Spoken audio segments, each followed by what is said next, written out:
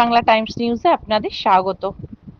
উত্তর চব্বিশ পরগনা বসিরহাটের ভারত বাংলাদেশ ঘোজাডাঙ্গা সীমান্ত এশিয়া মহাদেশের দ্বিতীয় স্থূলতম বন্দর।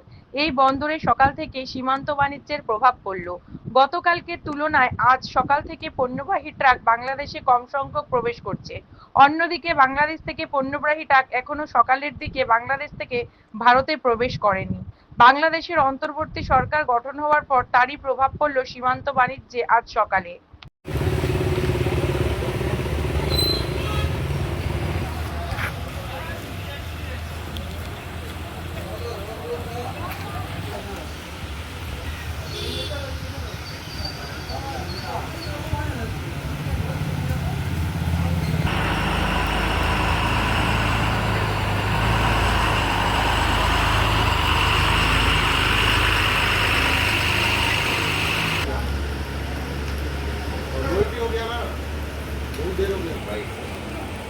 বাইট আছে তো, আর বাইট নিয়ে কী করবো?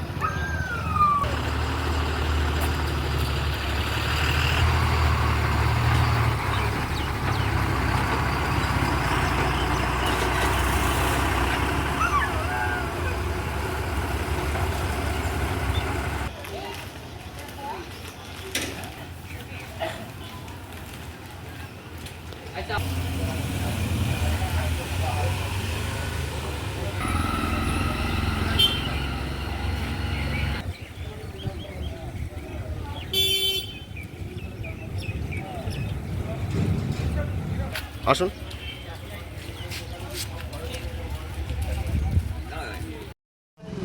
আতঙ্ক তো একটু থাকে রাস্তাঘাটের, আদৌ ইন্ডিয়া প্রবেশ করতে পারবো কি পারবো না, কারণ এই পর্যন্ত মানে গত 1 মাস যাবৎ যা হয়েছে, রাস্তায় আগুন, গাড়ি ভাঙচুর, সেই হিসাবে একটা আতঙ্ক ছিল। যা হোক, ঈশ্বরকে ধন্যবাদ যে আমরা সেফলি পৌঁছাতে পেরেছি।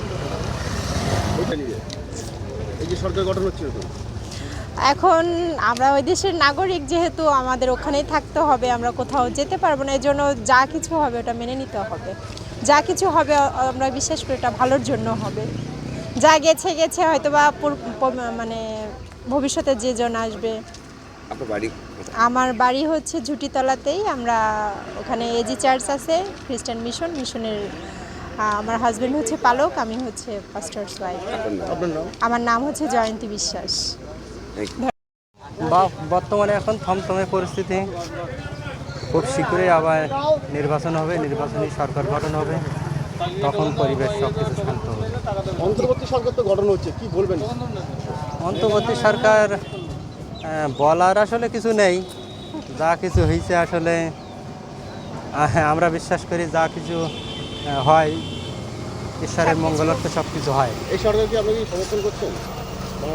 সমর্থন করলেও কি না হ্যাঁ, সমর্থন করার ব্যাপার হলো, করা না করা এটা কোনো ব্যাপার না, কারণ আমরা সে দেশে বাস করি।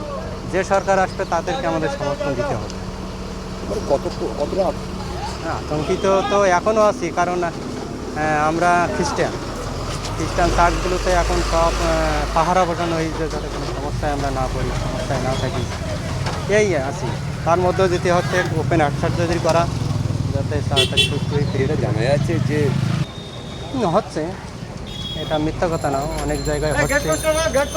এবং যেটা হলো, আওয়ামী লীগ সরকার এত বছর ক্ষমতায় ছিল, বিরোধী দল তারা ক্ষমতায় ছিল না, তারা আসছে ক্ষমতা আসবে ভবিষ্যতে, এখন তো একটু হবে।